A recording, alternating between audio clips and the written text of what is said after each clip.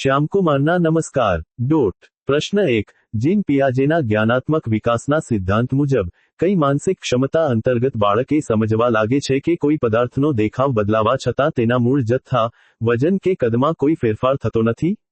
જવાબ: સંરક્ષણનો ખ્યાલ, કન્સર્વેશન. પ્રશ્ન 2. અમેરિકન મનોવૈજ્ઞાનિક જેરોમ બ્રુનરે આપેલા શિક્ષણના સિદ્ધાંતને કયા નામે ઓળખવામાં આવે છે જે વિદ્યાર્થીઓને પોતે જ સક્રિય બનીને નિયમો કે સિદ્ધાંતો શોધવા માટે પ્રેરિત કરે છે? જવાબ: શોધ અન્વેષણ શિક્ષણનો સિદ્ધાંત, ડિસ્કવરી લર્નિંગ. પ્રશ્ન 3. શૈક્ષણિક મનોવિજ્ઞાનમાં જ્યારે કોઈ વ્યક્તિ પોતાની ખામીઓ, નબળાઈઓ કે દોષનો ટોપલો અન્ય કોઈ વ્યક્તિ કે પરિસ્થિતિ પર ઢોળી દે છે, જેમ કે નાપાસ થનાર વિદ્યાર્થી કહે કે સુપરવાઇઝરે ચોરી કરવા ન દીધી એટલે નાપાસ થયો, ત્યારે તે કઈ બચાવ પ્રયુક્તિ કહેવાય? જવાબ: પ્રક્ષેપણ, પ્રોજેક્શન. પ્રશ્ન 4. રાષ્ટ્રીય શિક્ષણ નીતિ 2020 NEP 2020 ના અમલીકરણ માટે કેન્દ્ર સરકાર દ્વારા શાળાના શિક્ષકોની વ્યાવસાયિક સજ્જતા વધારવા માટે કયો દેશવ્યાપી સંકલિત તાલીમ કાર્યક્રમ ચલાવવામાં આવે છે? જવાબ: નિષ્ઠા.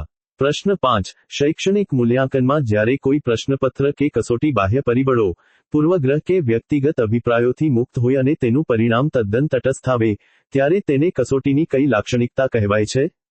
જવાબ: વસ્તુલક્ષિતા, ઓબ્જેક્ટિવિટી.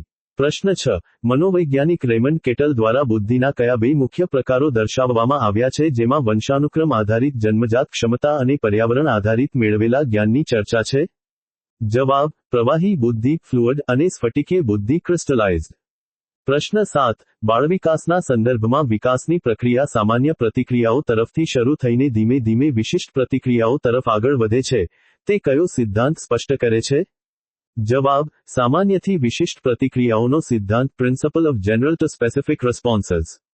પ્રશ્ન 8. શિક્ષણનો અધિકાર અધિનિયમ RTE એક્ટ 2009 ની જોગવાઈઓ મુજબ ધોરણ 6 થી 8 ના ઉચ્ચ પ્રાથમિક શિક્ષણના એક શૈક્ષણિક વર્ષ દરમિયાન લઘુત્તમ કેટલા કાર્યદિવસો, વર્કિંગ ડેઝ, નક્કી કરાયેલા છે? જવાબ: 220 કાર્યદિવસો. પ્રશ્ન 9. હોવર્ડ ગાર્ડનરના બહુબુદ્ધિના સિદ્ધાંત મુજબ જે વ્યક્તિઓમાં અમૂર્ત સ્વરૂપોની કલ્પના કરવાની, દિશા અને અવકાશનું સચોટ માનસિક ચિત્ર બનાવવાની ક્ષમતા વધુ હોય, જેમ કે શિલ્પકાર કે પાયલોટ, તેમાં કઈ બુદ્ધિ પ્રધાન હોય છે? જવાબ: દૃશ્ય સ્થાનિક બુદ્ધિ, સ્પેશિયલ ઇન્ટેલિજન્સ.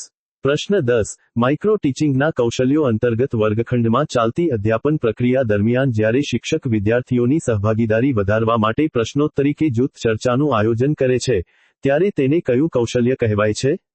જવાબ: વિદ્યાર્થી સહભાગીદારી પ્રોત્સાહન કૌશલ્ય, સ્ટુડન્ટ પાર્ટિસિપેશન સ્કિલ.